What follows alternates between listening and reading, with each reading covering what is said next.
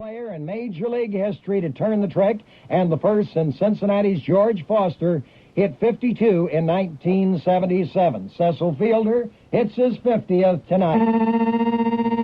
Dateline, Oakland, final score. Angels closed out the 1990 season today by taking the Mean Nothing series from the A's, winning today's game 11-6. Okay. Dateline, Englewood, recent item.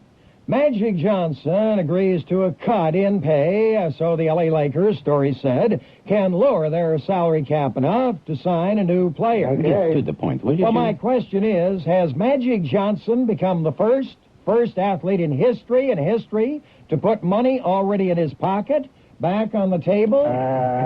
No. State. Headline, Sunset Strip, confidential follow-up. One of our town's most powerful sports insiders admits he doesn't know the details, but, quote, word on the street is Magic gave up a little money now for promises from the Lakers downstream. Promises downstream. That's great. That's great. Headline, Beverly Hills, fast afterthought.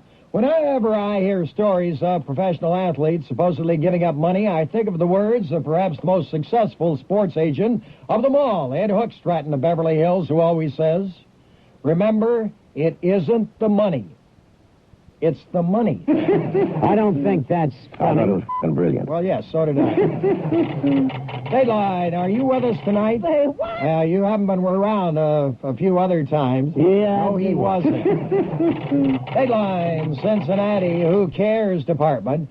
Final game of the season this afternoon. The Reds lost to Houston 3-2. Okay. Get to the point, will Well, you, if Jim? the Dodgers beat San Diego tonight in L.A., they'll finish only four games from the top, but that's a very deceptive Say four. what? Well, it's been uphill and virtually impossible for them to catch Cincinnati all season long. Right.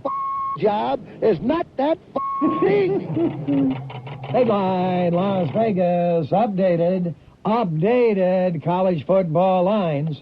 USC Surgeons are still 15 points over Washington State Saturday night in Los Angeles, but UCLA is up from 3 to 3.5 over Arizona Saturday night at 12:30 in Pasadena in KMPC. Right.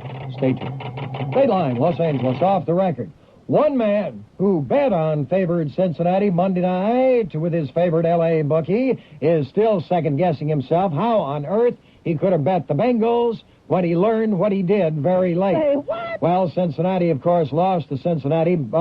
Cincinnati lost to Seattle by 15 points. Right. Get to the point, will Okay, you, our Jim? man says.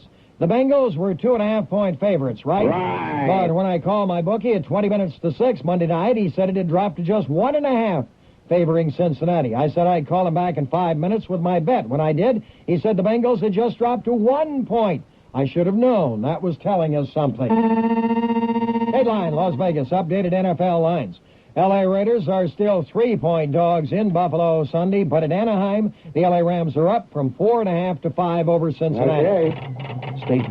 Dateline, Anaheim, completely off the record. High-level L.A. Ram insider privy to the thinking of the coaching staff fears the 1-2 start may have more truth than fluke in Say it. what? Quote, firstly, the Rams have no running game to go with a great passing game. Gaston Green's too small. Cleveland Gary may have a ticker problem. And Kurt Warner's washed up, or Chuck Knox would never have let him go at Seattle. Secondly, this team isn't basically as good as everyone thought. Thirdly, Ram negotiator John Shaw may have won too many negotiations with the Ram players. This might be an unhappy team compared, say, to the well-paid 49ers and Raiders. Dateline, Philadelphia, sack time. Say what? It's not what you think. Anyway, guess who leads the NFC in sacks with 6 this week? Here's a hint. He's a giant defensive lineman for the Philadelphia Eagles. Answer. Did you say Jerome Brown? Yeah, You're wrong. That's wrong. It's Jerome's teammate, defensive end Reggie We White. didn't come here to act monkeys for everybody. Headline, Sunset Strip, incoming call. Ex-fighter Art Aragon phoned to say he and Joe Frazier have been chosen for Boxing Hall of Fame. The induction will be next month at the Marriott Airport. Okay. Tagline. During his years as the golden boy of Los Angeles boxing in the 1950s, Aragon was twice accused of trying to fix his own fights with Joey Barnum and Dick Goldstein. Referring to the upcoming Hall of Fame banquet today, his tongue slipped. Aragon said, "I'll be indicted November 16th. Cowabunga, dude. Headline, New York City scary TV stats. The three television networks who used to own prime time, got another shock last week as their share of the total audience continued to drop. Get to the point. will Okay, you, against cable and the independents, the three TV networks' share of the national primetime audience last week was down 9% from the same week in 1980.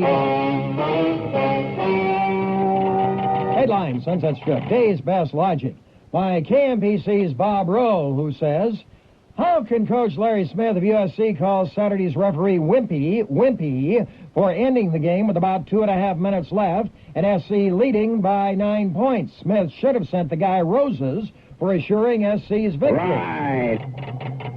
Dateline, Los Angeles, today's item. L.A. Pro Basketball Clippers initiate talks with Benoit Benjamin for long-term pact. You got a problem with that? No, but the Clippers obviously didn't get their fans' opinion. I don't give a shit about the fans. Say what? Well, Benoit is no fan of the fans. I don't give a shit about the fans. Dateline, Philadelphia, follow-up NFC sack leaders. The Eagles, Reggie White, as we said, leads with 6. How many do you think Jerome Brown has? Answer. Did you say 0, none? Yeah, I did. Right. Fellas, let's go.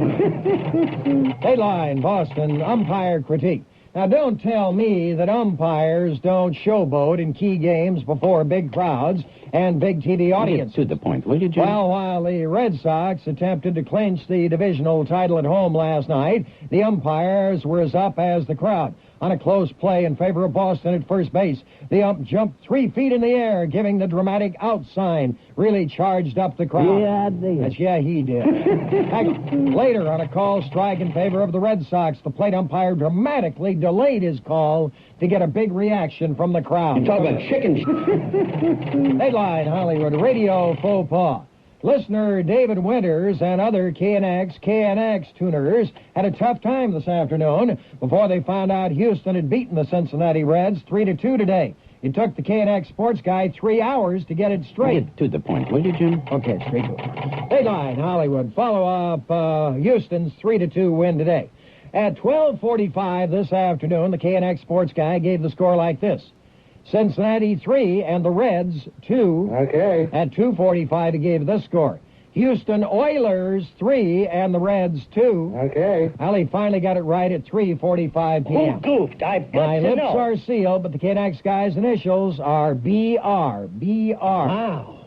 What a nerd. Deadline, San Diego, silly trade rumor department. They're saying it is just a silly rumor, period. Silly rumor. But they're claiming Joe McElwain got the San Diego Padre announcer's job because he is terrific at picking national anthem singers. Well, I hope McElwain doesn't know Roseanne personally. Blow it out.